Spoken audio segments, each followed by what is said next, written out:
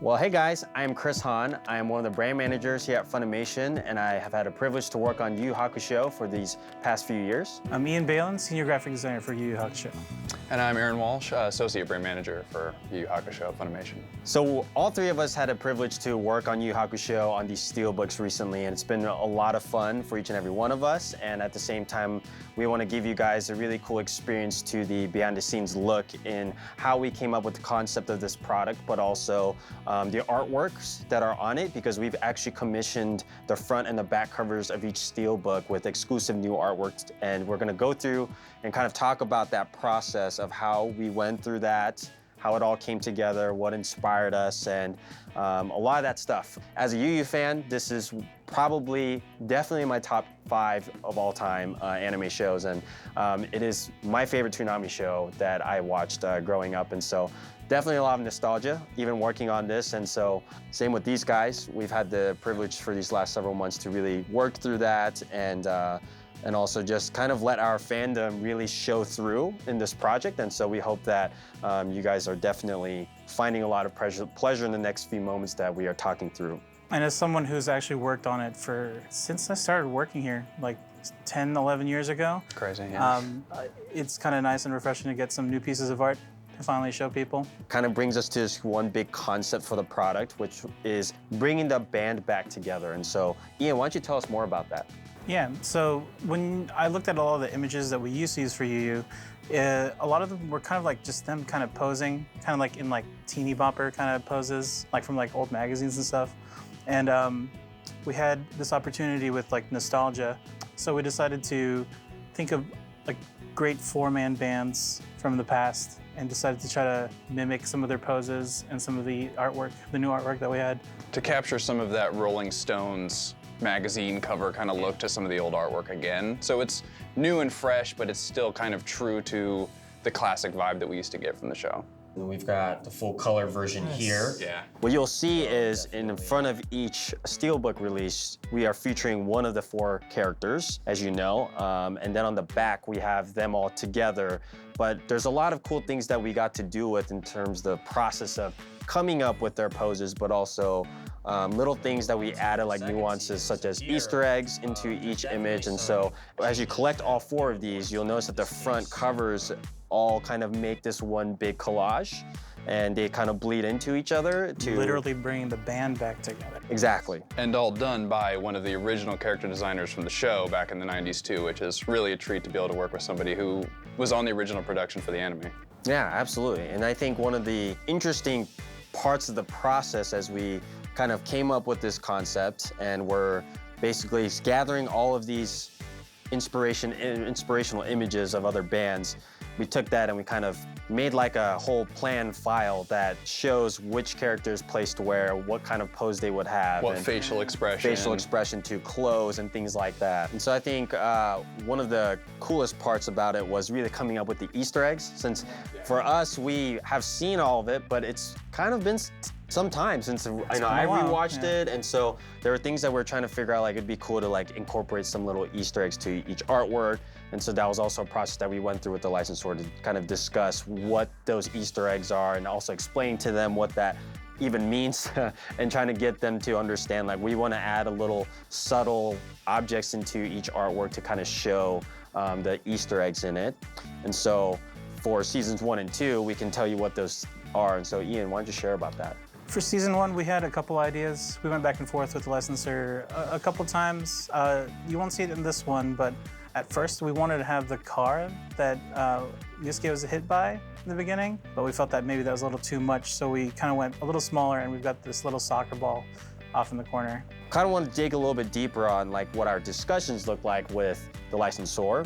And so when we first came up with the concept and what we wanted to do, when I went to Japan in October to meet with the licensors, when I sat down to the Yu Yu Hakusho licensor, I gave them samples of steelbooks and said, this is kind of a new, hot market product for home video for the US fans. And so we want to look at doing a release of these for each season for Yu Yu Hakusho, and they totally understood what that was. And so basically got buy-off from them there. And then I told them that we wanted to do some new artworks for each season. So then after I returned in October, we kind of started talking about the whole concept of what's it going to look like on the back and on the front and things like that. And how do we make it fresh and not just be another Yu Yu Hakusho release that's like many of the ones we've seen in the past years? And what's interesting is the licensor also literally pointed out the exact same things. That we put that whole plan together. We proposed it through email to licensor, and they looked at it.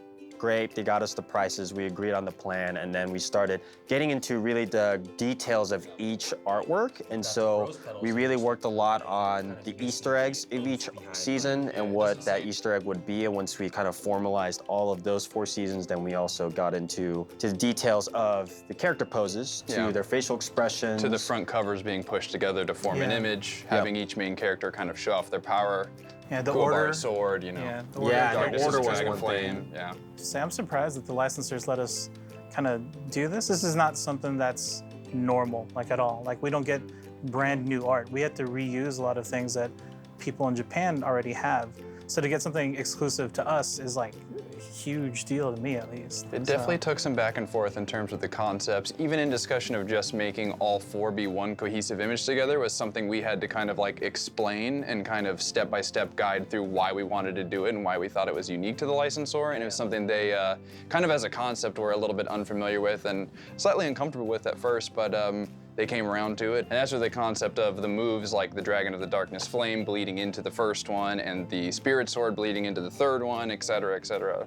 Getting to work on anything that's had as much history as like you is daunting, but also really fulfilling because, you know, there's like people that have watched it like in the past and it might bring out more like new people like to become fans of it and everything too. And there's a pressure on properly representing titles that have this much history behind it. Yu Yu Hakusho is one of the first anime series I ever watched on Toonami when I was much younger, obviously. And I don't know, when I first started here, I knew it was a title that was technically assigned to me, and I'd always kind of hoped for a chance to have some opportunity with it. And yeah, this Steelbook was kind of dream come true in that regard because been a fan of the show for a long time, wanted to work on it, but it's like, why would we? You know what I mean? Yeah. Why do something new for something this old? But I don't know, the OVAs, bringing the band back together, kind of thinking about the relevance of classic anime in a time when content is so saturated. There's so much out, there's so much to do. It's kind of fun to look back on the things the gems that we used to kind of rely on. Yeah. Adding the explosions, they thought that'd be a cool touch to Yeah, it. I fully agree. They just wanted to check with Piero first before they asked for the changes. There's so much nostalgia when I just like go back and just even watch some of the footage as we just kind of go look for these Easter eggs, and it's like, oh man, I forgot that they had that fight, and then you kind of get lost in it, right? Like you just, as you're working through it, you're like, man, I can't believe how much this show has like impacted my entertainment and the way I even, like my anime fandom is like, that is what started it for me. And to be able to like work on that, work with one of the guys who like originally animated the show at Piero, like things like that are just, I feel like we get so like caught up in the details and all the work that sometimes we don't realize how much of an amazing privilege that is to be able to work on something like a show that fully impacted all 3 of us in our anime fandom and helped that grow over time. That alone should show you how much pressure it is to work on something like that. Exactly. It's hard to not like ruin someone's childhood.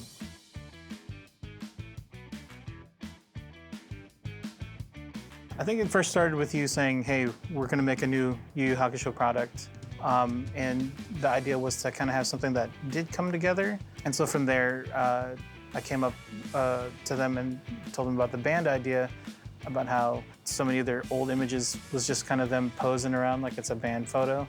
But then the bigger picture of bringing an actual old band back together, you're bringing back all the old voice actors and stuff here. Yeah, and I took that and basically wrote up a very long email just trying to give them as much context as possible in terms of what our objective is, what kind of artworks are we looking for, and really trying to provide the file that Ian put together to show what artwork represents, each season and things like that. And that opened up a lot of discussions to the details of what each artwork looks like. So Aaron, why don't you actually tell us like what that process was in terms of sending rough sketches, such as like the front cover artworks, to seeing like what the different iterations look like over time. After the initial pitch email, kind of how it went is it was a lot of like email correspondence back and forth, a lot of like why this is compelling to an American audience, etc., stuff like that. And it basically like the email would come in, I'd Slack Ian, I'd Slack Chris, like it's in, here's their latest piece of feedback. We'd all kind of get together and talk about, okay,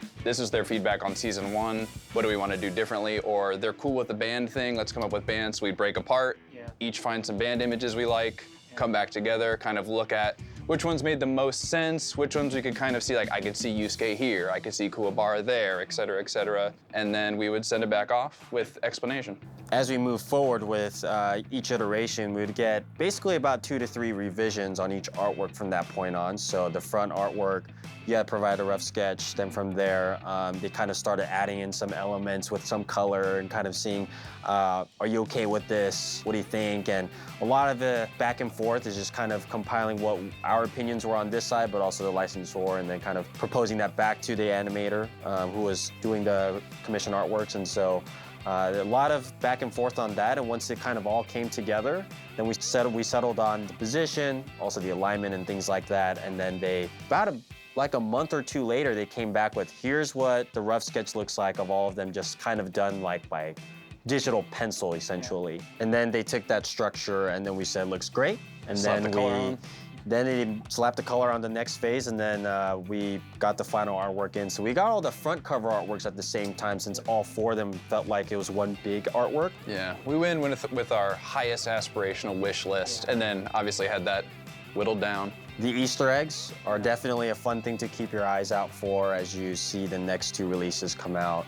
And that would be my joy for any fan to just grab it and go, ah, yes, I remember that. That would make me really happy, just because I feel like, yes, I did a good job in terms of reminding you of your nostalgia of being a Yu Yu Hakusho fan. And I would say building off of that too, like kind of reigniting your like love of the show. You know what I mean? Like don't take the steelbook and just put it back on yourself. Like rewatch the series, enjoy it again, and kind of remember what it was that made those Easter eggs and all of these things kind of special and impactful for you, and make new fans. Yeah, exactly. Absolutely. Exactly. Thanks again for taking your time to watch this special feature. Hopefully this really gave you a new eye-opening experience to what we do behind the scenes here at Funimation. It's definitely a huge process that we go through to create these artworks, and a lot of correspondence between us, the licensor, and the animation studio. Thanks again for spending time with us, getting to know what we do here. And so we'll see you guys again next time. You should be watching. Bye. Later.